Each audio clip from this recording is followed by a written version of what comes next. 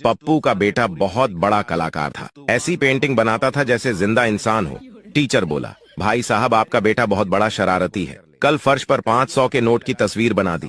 उसे उठाने के चक्कर में मेरे नाखून टूट गए। पप्पू बोला, मैं तो खुद हॉस्पिटल में हूँ। साले ने शॉर्ट सर्किट के ऊपर नोरा फतेही की फोटो बना दी। मेरे तो होंठ जल गए।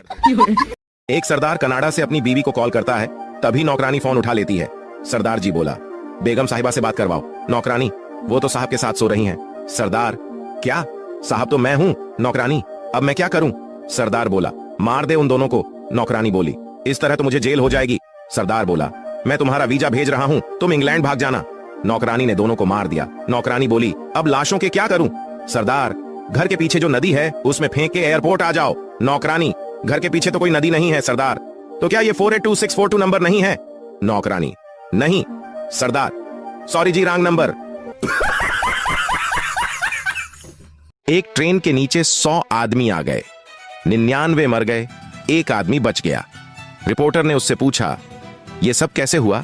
आदमी बोला, गलत अनाउंसमेंट की वजह से। अनाउंसमेंट हुआ था कि शताब्दी एक्सप्रेस प्लेटफार्म पर आ रही है, तो सब घबराकर प्लेटफार्म से उतरकर पटरी पर आ गए, लेकिन ट्रेन प्लेटफार्म पर नहीं, पटरी पर आई। रिपोर्टर, और आप समझदार निकले जो पटरी पर नहीं उतरे? आदमी, जी नहीं, मैं तो सुसाइड करने आया था। अनाउंसमेंट सुनकर मैं पटरी से हटकर प्लेटफार्म पर लेट गया था। गोलगप्पे के ठेले पर स्लोगन लिखा था, गोलगप्पे खाने के लिए दिल बड़ा होना हो, पर मुंह बड़ा होना चाहिए। फल बेचने वाले ने तो हद ही कर दी, आप कर्म करिए, फल तो हम दे देंगे। घड़ी वाले ने कमाल का स्लोगन लिखा था, भागते हुए वक्त को दीवार पर टांगे या हाथ पर बांधे। एक ज्योतिषी के बोर्ड पर लिखा था, आइए मात्र 100 रुपए में आपकी जिंदगी के आने वाले एपिसोड्स देखिए। बालों के तेल की कंपनी की एक बोतल पर लिखा था, भगवान ही नहीं हम भी बाल बाल बचाते हैं। इलेक्ट्रॉनिक की दुकान पर स्लोगन पड़ा तो मेरी आंखों में आंसू आ गए। अगर आपका कोई फैन नहीं है तो यहां से ले जाइए। बात तो सही है। एक स्कूल में मैडम पढ़ा रही थी तो बच्चों से पूछा, बताओ ताजमहल कहां पर स्थित है? तो सारे बच्चे बोले, मैडम आगरा में। मैडम बोली, गलत जवाब, ताजमहल गाजियाबाद में है।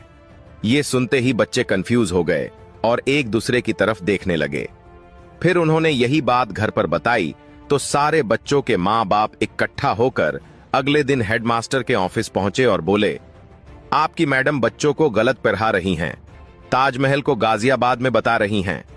फिर हेडमास्टर बोला, पहले तो सारे अपने अपने बच्चों की फीस जमा कराओ, और दूसरा आप 6 महीनों से भी बुलाने से नहीं आ रहे हो, और जब तक फीस जमा नहीं होगी तब तक ताजमहल तो गाजियाबाद में ही रहेगा।